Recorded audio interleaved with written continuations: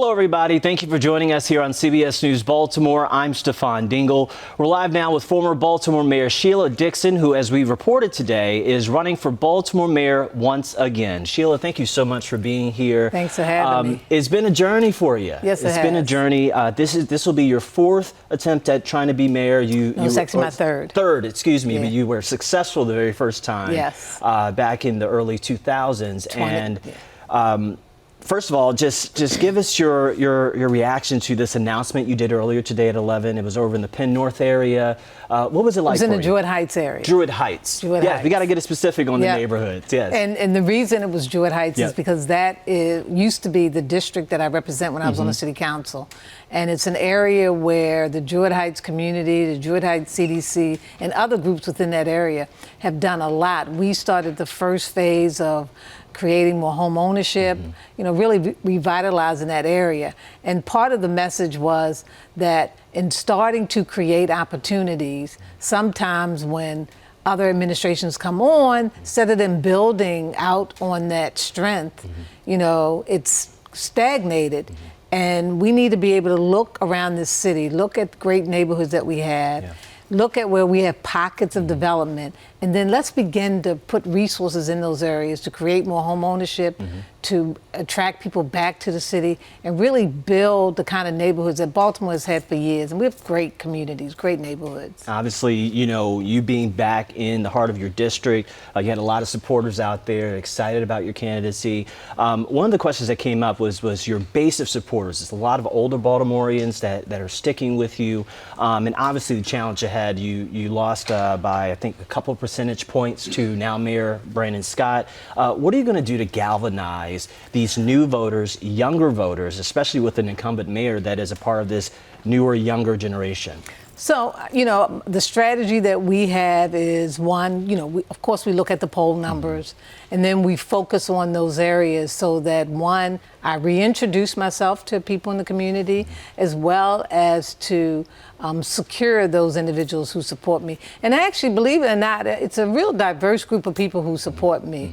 Sometimes it appears as though just one group based on what the media perceives, but it's a real influx of individuals. So really reaching out to those neighborhoods where there are new people who come, a transition, to say, this is who I am, this is why I'm running, and this is what I want to do to really move Baltimore to another level.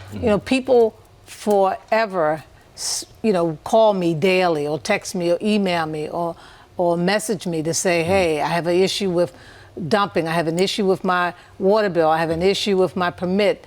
I mean, this is daily about helping them. And so there's a disconnect that one of the reputations that I had was being responsive and being accountable to the citizens and the voters of the city. And so, I love my private life, but I also love the citizens of the city in Baltimore. Gotcha. And what do you, some could argue that when you were mayor and today's Baltimore, those are somewhat two different Baltimores. What has changed in this city since you were last mayor? And obviously you ran a couple times thereafter, but in this candidacy with this young mayor that's in there that's from our city as well, what do you think the challenges are of today's Baltimore? Well, the challenges are somewhat the same, but even different. But where we face challenges is accountability, crime. People still don't feel safe in their neighborhoods. I was able to bring crime down to the 30-year low by looking and taking a holistic approach. We were able to get guns off the street. We have a gun issue in the city right now.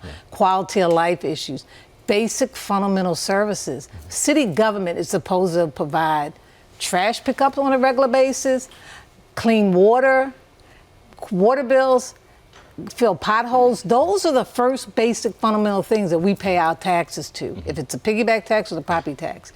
And so in that respect, government hasn't changed. And I think we've lost sense of basic fundamental things that people want to see in their communities and neighborhoods. And I have been successful in all those areas, attracting very talented people to be a part of the team, because the mayor can't do it its own. You need good, talented people. I know we went through COVID, but after COVID and things opened up, you know, I feel that we should have been really aggressive in recruiting more police officers since we have a shortage. We've got to get our officers out in the communities, in the street, learn the businesses, get to know the residents. I mean, those things never change. Crime, sure, it's going down a little bit, but we can do even better than what we're doing. Gotcha. And to that point about police and crime, I remember when you were running back in the early 2000s, you had this more community policing approach, which was a different from, I believe, whoever it was before you, where there was the police Zero commissioner, tolerance. zero tolerance thing. And I heard you mention today at your announcement that you supported Ivan Bates, right? And Ivan Bates ran on this, almost a sense of a zero tolerance policy of like locking people up and really trying to crack down on crime. Has your philosophy on that changed, or is there a way for both of those things to exist? My philosophy hasn't changed, and I supported Ivan Bates because it's about accountability. And no, you can't lock up everybody. And I know that the state's attorney has made that very clear. He doesn't want to lock up everybody, but people have to be accountable. Right. And so there's a balance. So if there are resources that we need to provide for our young people who are committing a lot of the crimes that are happening now, then let's look at what it's going to take to help that family as well as those services through the Department of Juvenile Justice, or what we need to do and change the laws. So it's not about locking up everybody, but it's about going after the most violent offenders, getting guns out of the hands, particularly of our young people, and then making them accountable. And so there are different methods of doing that. Gotcha. And speaking of young people, we've heard our current mayor speak a lot about our young people. We've seen a lot of crimes have been happening. We're talking 14, 15, 16-year-olds. It's very disheartening. Yeah, 12-year-olds. And there seems to be kind of this disconnect happening in the community. We know we had the deadliest mass shooting in our city's history in Brooklyn Park. There were letdowns, as we know from the report. I heard someone at your announcement mention about safe streets, and you said that they were there. What's your take on that matter, and also this report that has come out, and what do you think needs to be done when it comes to our police department, as we're still awaiting to get a permanent commissioner? So, I mean, we take the Brooklyn Park issue, an incident that happened, which was horrendous, and I knew two of the young ladies who were there with the young lady who was killed, who were members of my church. There is responsibilities at all levels. One, the public housing authority should have had relationships with tenants and the management to know that this event is going on. Safe Streets was there. So the question is, no, they aren't going to go to the police because that's not their purpose. Right. Their purpose is to try to eliminate issues before it gets out of hand. There was a breakdown in communication between them communicating it, if they did, and then from the public housing to the police department. I know former officers. In a lot of areas of Southern District, there are more officers in other areas than there is in that area. In Cherry Hill, Brooklyn, Westport, needs attention. I know we gave a lot of attention to those areas. There were more kids that were shot that lived in Cherry Hill than in Brooklyn. And so how are we going to help them deal with the trauma of those young people as well? So all of those pieces have to be assessed. And I know there's a report and there's responsibility. People don't want to point the fingers and blame the police department or housing authority or Safe Streets, but there's accountability at all those levels that have to be dealt with, and then it has to be changed and how you fix it so it's not going to happen again. Gotcha. And also on that point, our current mayor has touted that there's been a reduction in crime and more taking guns off the street. But then you also have a police department that's been stressed. It seems like it's been like every 5 years there's a new stress on the police department. Obviously still waiting to confirm a commissioner. There is recruiting problems, but it's not just here in Baltimore. It's across other major urban cities. What do you see as a tried and true approach in what would be your administration to get the ranks back up in our police department, to have more coverage of these areas that need, to have a police presence? So there are a combination of things that need to happen. One, we had an academy for fire, police, and EMS, emergency. That was closed. We need to reinstitute that because our young people need to see the opportunities that you can get involved in public safety, if it's fire, if it's police, if it's EMS, because there's so many areas you can navigate to be a part of. So in creating wherever this academy is going to be. Right now it's in Park Heights, where we put the training facility. We need to have that school connected to make that happen. I went to Puerto Rico and we aggressively recruited officers to come to Baltimore. You know, we have a larger Hispanic and Latino community as well as other ethnic groups. So you got to think out of the box. Yeah. And then you also have to listen to that officer on the street. You can't just command from the top. They have to be a part of that, and you've got to communicate. So before they make a decision to say, well, I'm through, I'm retiring, you know, we never had officers who retired before the retirement time. Let's go back and get some feedback. Why are you retiring? Last but not least, something that we're going to have to do across city government, we have to bring experienced people who were there but who left because of frustration and other reasons, bring them back on contract to help with this process. Gotcha. Because I know a lot of officers who would probably come back on contract to help in different areas. Gotcha. And when we talk about intangibles, right? You know, this will be your third run for mayor. Like I said, you lost by a couple percentage points last time. And look, as a native, right? You know, I've talked to my family members. You know, being a news person, you know, you want to just hear what are people saying, and you know, you have folks that they like Sheila Dixon because they talk about how you would show up at scenes, you would be everywhere, you were out there. Obviously, you had the mishap with in office that caused you to resign. From what I understand, you put an op-ed in the Baltimore Sun. For those who may not have read that, give us a gist of your message to Baltimore and why they should vote for you after that. In essence, what I wrote in the op-ed and what I believe and I live by is I made a mistake. I've learned from that mistake. I try to be in my walk every day, one, true to God, two, to be transparent and honest, and I would ask people to give me a second chance. Yeah, gotcha. But when you think about, and obviously these are two separate situations, but in my own mind, I think of who came after, right? Catherine Pugh ran, right? And she had her whole ordeal where she went to prison for that. And I noticed that your announcement today, you were saying you can trust me, you can, you know, transparency, accountability. There's a sector of Baltimore that, you know, I've checked social media when you made your announcement, you know, I just want to see what people are talking about. And you have those that say, well, you know, they can't believe that, you know, after, you know, this happens. But I also know that Baltimore is a redemptive city, right? They love a comeback story or underdog. What do you say to that faction that will look at our current mayor, by which some people may complain about as well, and they think they really just need a whole new shift in our politics? Well, I get that, and I understand where people feel and how they feel, but I think everybody has to look at themselves as well, because none of us are perfect. Right. But also, I think people at this point in time, we need someone who has the expertise, the experience, who can get in there and turn it around quickly. You know, we can't wait for someone to learn the process, from my perspective. And then someone who can attract really talented, you know, it's, again, I go back to attracting talented people.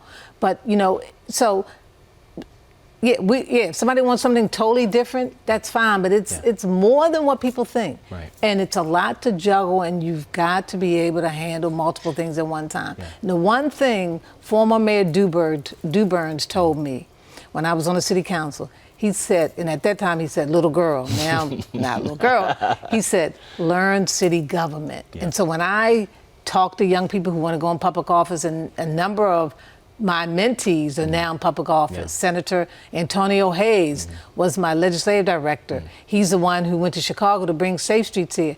And so to learn city government and learn it and then be able to implement, because you can have great ideas, you can have a great plan, but it's about implementing it. And my record shows I know how to do that. Gotcha. And obviously, you know, to your point, you say you know how to do that.